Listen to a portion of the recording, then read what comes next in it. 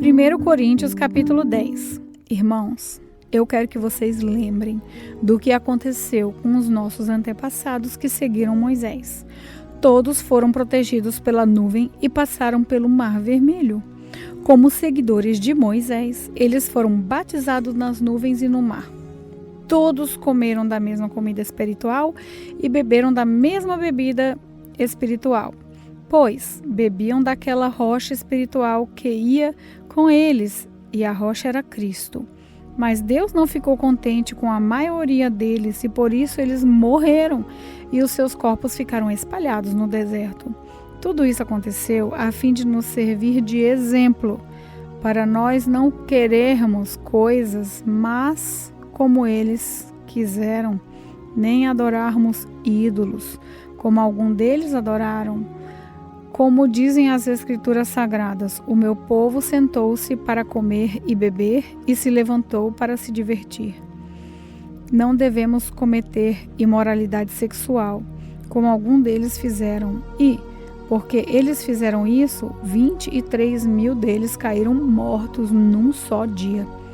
Não devemos pôr à prova a paciência de Cristo, como alguns deles fizeram, e por isso foram mortos pelas cobras. Vocês não devem se queixar, como fizeram alguns deles, e por isso foram destruídos pelo anjo da morte. Tudo isso aconteceu como os nossos antepassados, a fim de servir de exemplo para os outros, e aquelas coisas foram escritas a fim de servirem de aviso para nós, pois estamos vivendo no fim dos tempos. Portanto, aquele que pensa que está de pé, é melhor ter cuidado para não cair. As tentações que vocês têm de enfrentar são as mesmas que os outros enfrentam, mas Deus cumpre a sua promessa e não deixará que vocês sofram tentações que vocês não têm forças para suportar. Portanto, quando uma tentação vier, Deus dará forças a vocês para suportá-la, e assim vocês poderão sair dela. Por isso, meus queridos amigos, fujam da adoração de ídolos. Eu faço com vocês como as pessoas que têm capacidade de entender o que estou afirmando. Julguem vocês mesmos o que eu estou dizendo. Pensem no cálice pelo qual damos graças a Deus na ceia do Senhor. Será que, quando bebermos desse cálice, não estamos tomando parte do sangue de Cristo? E quando partimos e comemos o pão, não estamos tomando parte do corpo de Cristo? Mesmo sendo muitos, todos comemos do mesmo pão, que é um só, e por isso somos um só corpo. Pensem no povo de Israel. Aqueles que comem as coisas oferecidas em sacrifício tomam parte juntos no sacrifício que é oferecido a Deus no altar. O que eu quero dizer com isso? Que o ídolo ou o alimento que é oferecido a ele tem algum valor? Claro que não. O que eu estou dizendo é que aquilo que é sacrificado nos altares pagãos é oferecido aos demônios e não a Deus. E eu não quero que vocês tomem parte nas coisas dos demônios. Vocês não podem beber do cálice do Senhor e também do cálice dos demônios. Vocês não podem comer da mesa do Senhor e também da mesa dos demônios. Ou será que queremos provocar o Senhor, fazendo com que ele fique com ciúmes? Por acaso vocês pensam que somos mais fortes do que ele? Alguns dizem assim: podemos fazer tudo o que queremos. Sim, mas nem tudo é bom. Podemos fazer tudo o que queremos, mas nem tudo é útil. Ninguém deve buscar os seus próprios interesses e sim os interesses dos outros. Vocês podem comer de tudo o que se vende no açougue, sem terem nenhuma dúvida de consciência, pois, como dizem as Escrituras Sagradas, a terra e tudo o que há nela existe pertencem ao Senhor. Se alguém não é cristão, convidá-los para comer e vocês resolverem ir, comam o que for posto na frente de vocês e não façam perguntas por motivo de consciência. Mas, se alguém disser a você, essa comida foi oferecida aos ídolos, nesse caso, não comam, por causa daquele que disse isso e também por motivo de consciência. Não estou falando da sua própria consciência, mas da consciência do outro. Mas se alguém pode perguntar, por que é que a minha liberdade deve ser diminuída pela consciência dos outros? Se eu agradeço a Deus o alimento que como, por que é que sou criticado? Se já o agradeci a Deus. Portanto, quando vocês comem ou bebem ou fazem qualquer outra coisa, façam tudo para a glória de Deus. Vivam de tal maneira que não prejudiquem os judeus, nem os não-judeus, nem a igreja de Deus. Façam como eu, procuro agradar a todos em tudo que eu faço, não pensando no meu próprio bem, mas no bem de todos, a fim de que eles possam ser salvos. 1 Coríntios, capítulo 11. Sigam o meu exemplo, como eu sigo o exemplo de Cristo. Eu os elogio porque vocês sempre lembram de mim e seguem as instruções que eu passei para vocês. Mas quero que entendam que Cristo tem autoridade sobre todo marido, que o marido tem autoridade sobre a esposa e que Deus tem autoridade sobre Cristo. Se o homem cobre a cabeça quando ora ou anuncia a mensagem de Deus, nas reuniões de adoração, ele está ofendendo a honra de Cristo. E se uma mulher não cobre a cabeça quando ora ou anuncia a mensagem de Deus nas orações, nas reuniões de adoração, ela está ofendendo a honra do seu marido. Nesse caso, não há nenhuma diferença entre ela e a mulher que tem a cabeça raspada. Se a mulher não cobre a cabeça, então é melhor que ela corte o cabelo de uma vez, já que é vergonhoso para a mulher rapar a cabeça ou cortar o cabelo. Então, ela deve cobrir a cabeça. O homem não precisa cobrir a cabeça, pois ele reflete a imagem e a glória de Deus, mas a mulher reflete a glória do homem. Pois o homem não foi feito da mulher, mas a mulher feita do homem. O homem não foi criado por causa da mulher, mas sim a mulher por causa do homem. Portanto, por causa dos anjos, a mulher deve pôr um véu na cabeça para mostrar que é debaixo da autoridade do marido. No entanto, por estarmos unidos com o Senhor, nem a mulher é independente do homem, nem o homem é independente da mulher. Porque assim como a mulher foi feita do homem, assim também o homem nasce da mulher. E tudo vem de Deus. Julguem vocês mesmos. Será que é certo que, num culto de adoração, a mulher ore a Deus sem estar com a cabeça coberta? Pois a própria natureza ensina que o cabelo comprido é uma desonra para o homem. Mas para a mulher, o cabelo comprido é motivo de orgulho. O cabelo foi dado a ela para lhe servir de véu. Mas, se alguém quer discutir sobre esse assunto, o que eu posso dizer é que nem nós, nem as igrejas de Deus temos outros costumes nas reuniões de adoração. Nas instruções que agora vou dar a vocês, eu não posso elogiá-los, pois as suas reuniões de adoração fazem mais mal do que bem. Para começar, me contaram que nessas reuniões há grupos de pessoas que estão brigando, e eu creio que, em parte, isso é verdade. Não há dúvida de que é preciso haver divisões entre vocês, mas que fique claro que não, que são os que estão, mas que fique claro que são os que estão certos.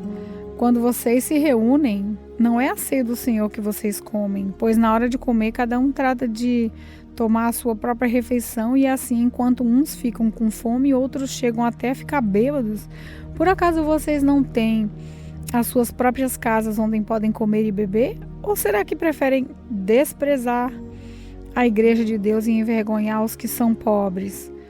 O que é que vocês esperam que eu lhes diga? Querem que os elogie? É claro que não vou elogiá-los, porque eu recebi do Senhor esse ensinamento que passei para vocês, que o Senhor Jesus, na noite em que foi traído, pegou o pão, deu graças a Deus, depois partiu o pão e disse: isso é o meu corpo que é entregue em favor de vocês, façam isso em memória de mim. Assim também, depois de jantar, ele pegou o cálice e disse: esse cálice é a nova aliança feita por Deus com o seu povo, aliança que é garantida pelo meu sangue. Cada vez que vocês beberem esse cálice, façam isso em memória de mim. De maneira que, cada vez que vocês comem desse pão e bebem desse cálice, estão anunciando a morte do Senhor, até que ele venha. Por isso, aquele que comer do pão do Senhor, ou beber do cálice de modo que ofenda a honra do Senhor, estará pecando contra o corpo e o sangue do Senhor. Portanto, que cada um examine a sua consciência e então coma do pão e beba do cálice, pois a pessoa que comer do pão ou beber do cálice sem reconhecer que se trata do corpo do Senhor, estará sendo julgada ao comer e beber para o seu próprio castigo. É por isso que muitos de vocês estão doentes e fracos, e alguns já morreram. Se examinássemos primeiro a nossa consciência, nós não seríamos julgados pelo Senhor, mas somos julgados e castigados pelo Senhor para não sermos condenados junto com o mundo. Portanto, meus irmãos, quando vocês se reúnem para a ceia do Senhor, esperem uns pelos outros. E, se alguém estiver com fome, que coma em casa, para que Deus não castigue vocês por causa dessas reuniões. Os outros assuntos eu resolverei quando chegar aí. 1 Coríntios, capítulo 12. Meus irmãos, quero que vocês saibam a verdade a respeito dos dons do Espírito que o Espírito Santo dá. Vocês sabem que, quando ainda eram pagãos, vocês eram desviados de várias maneiras para a adoração dos ídolos, os quais não têm vida. Por isso, precisam compreender que ninguém que diz que Jesus seja maldito pode estar falando pelo poder do Espírito de Deus, e que ninguém pode dizer Jesus é Senhor, a não ser que seja guiado pelo Espírito Santo. Existem tipos diferentes de dons espirituais, mas é um só e o mesmo Espírito que dá esses dons. Existem maneiras diferentes de servir, mas o Senhor que servimos é o mesmo. Há diferentes habilidades para realizar o trabalho, mas é o mesmo Deus que dá a cada um habilidade para fazê-lo. Para o bem de todos, Deus dá a cada um alguma prova da presença do Espírito Santo. Para uma pessoa, o Espírito dá a mensagem de sabedoria e para outra, o mesmo Espírito dá a mensagem de conhecimento. Para uma pessoa, o mesmo Espírito dá fé e para outra dá o poder da cura. Uma pessoa recebe do Espírito poder para fazer milagres e outra recebe o dom de anunciar a mensagem de Deus. Ainda outra recebe a capacidade para fazer a diferença entre os dons que vêm do Espírito e os que não vêm dele. Para uma pessoa, o Espírito dá a capacidade de falar em línguas estranhas e a outra lhe dá a capacidade de interpretar o que essas línguas querem dizer. Porém, é um só e o mesmo Espírito quem faz tudo isso. Ele dá um dom diferente para cada pessoa conforme ele quer.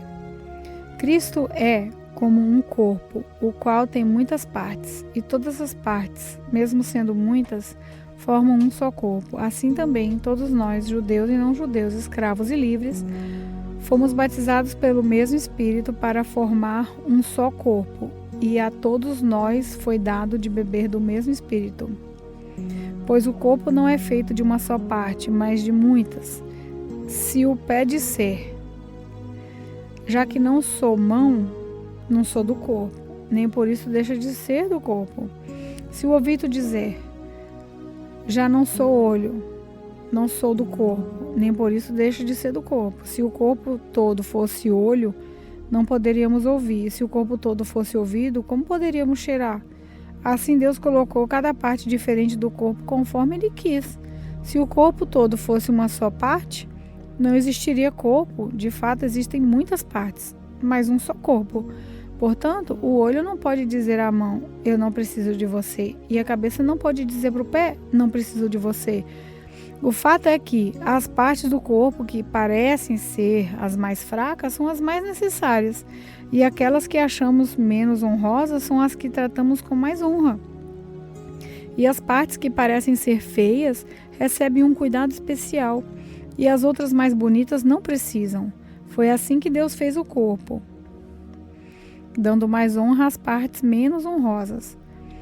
Desse modo não existe divisão no corpo, mas todas as suas partes têm o mesmo interesse umas pelas outras. Se uma parte do corpo sofre, todas as outras sofrem com ela. Se uma é elogiada, todas as outras se alegram com ela. Pois bem, vocês são o corpo de Cristo e cada um é uma parte desse corpo. Na igreja, Deus pôs tudo no lugar certo. em primeiro lugar os apóstolos, em segundo os profetas, em terceiro os mestres, em seguida os que fazem milagres, depois os que têm dom de cura, ou de ajudar, ou de liderar, ou de falar em línguas estranhas. Nem todos são apóstolos, ou profetas, ou mestres, nem todos têm o dom de fazer milagre, nem de curar doenças, nem de falar línguas estranhas, nem de explicar o que essas línguas querem dizer. Por isso, se esforcem para ter os melhores dons. Porém, eu vou mostrar a vocês o caminho que é o melhor de todos. 1 Coríntios, capítulo 9. Será que eu não sou um homem livre? Por acaso, não sou um apóstolo?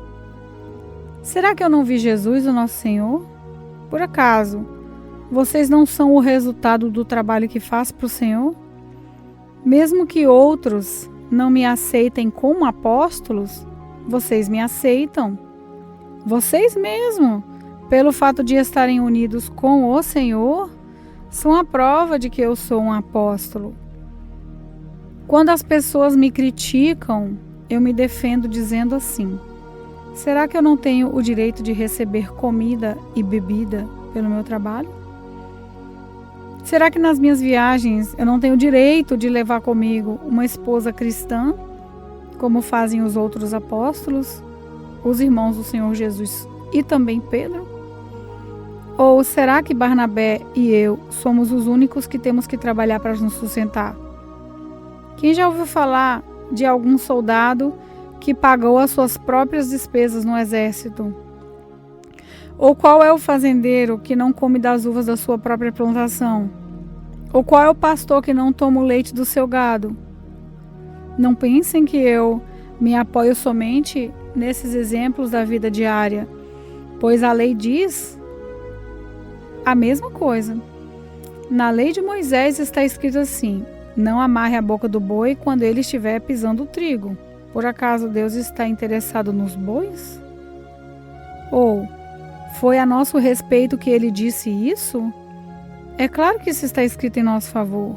Tanto a pessoa que planta como a que colhe fazem o seu trabalho na esperança de receber sua parte na colheita. Se temos semeado entre vocês a semente espiritual, será demais se recebermos de vocês alguma recompensa material? Se outros têm o direito de esperar isso de vocês, será que nós não temos muito mais desse direito do que eles? No entanto, nós não temos usado esse direito. Pelo contrário, temos aguentado tudo para não atrapalhar o Evangelho de Cristo. Certamente vocês sabem que os que trabalham no templo é do templo que recebem o seu alimento. E sabem também que os que oferecem sacrifício no altar recebem uma parte da carne dos animais que são sacrificados ali. Assim o Senhor mandou também que aqueles que anunciam o Evangelho vivam do trabalho de anunciar o Evangelho. Mas eu não tenho usado nenhum desses direitos, nem estou escrevendo isso para exigir esses direitos para mim mesmo. Eu preferia morrer a fazer isso. E ninguém vai me tirar o orgulho que eu tenho de agir assim. Eu não tenho o direito de ficar orgulhoso por anunciar o Evangelho. Afinal de contas, fazer isso é a minha obrigação. Ai de mim, se não anunciar o Evangelho. Por isso, eu faço o meu trabalho por minha própria vontade. Então, posso esperar algum pagamento? Porém, se faço como um dever, é porque é um trabalho que Deus me deu para eu fazer. Nesse caso, qual o pagamento que recebo? É a satisfação de anunciar o Evangelho sem cobrar nada e sem exigir os direitos que tenho como pregador do Evangelho. Sou um homem livre, não sou escravo de ninguém, mas eu me fiz escravo de todos a fim de ganhar para Cristo o maior número possível de pessoas. Quando trabalho entre os judeus, vivo como judeu a fim de ganhá-los para Cristo. Não estou debaixo da lei de Moisés, mas quando trabalho entre os judeus, vivo como se estivesse debaixo da lei, para ganhar os judeus para Cristo. Assim também, quando estou entre os não-judeus, vivo fora da lei de Moisés a fim de ganhar os não-judeus para Cristo. Isso não quer dizer que eu não obedeço à lei de Deus, pois eu estou, de fato, debaixo da lei de Cristo. Quando estou entre os fracos na fé, eu me faço fraco também, a fim de ganhá-los para Cristo. Assim, eu me torno tudo para todos, a fim de poder, de qualquer maneira possível, salvar alguns. Faço tudo isso por causa do Evangelho, a fim de tornar parte nas suas bênçãos. Vocês sabem que numa corrida, embora todos os corredores tomem parte, somente um ganha o prêmio. Portanto, corram de tal maneira que ganhem o prêmio. Todo atleta que está treinando aguenta exercícios duros, porque quer receber uma coroa de folha de louros, uma coroa que, aliás, não dura muito. Mas nós queremos receber uma coroa que dura para sempre, por isso corro direto para a linha final. Também sou como um lutador de boxe que não perde nenhum golpe. Eu trato o meu corpo duramente e o obrigo a ser completamente controlado para que, depois de ter chamado outros para entrarem na luta, eu mesmo não tenha de ser eliminado dela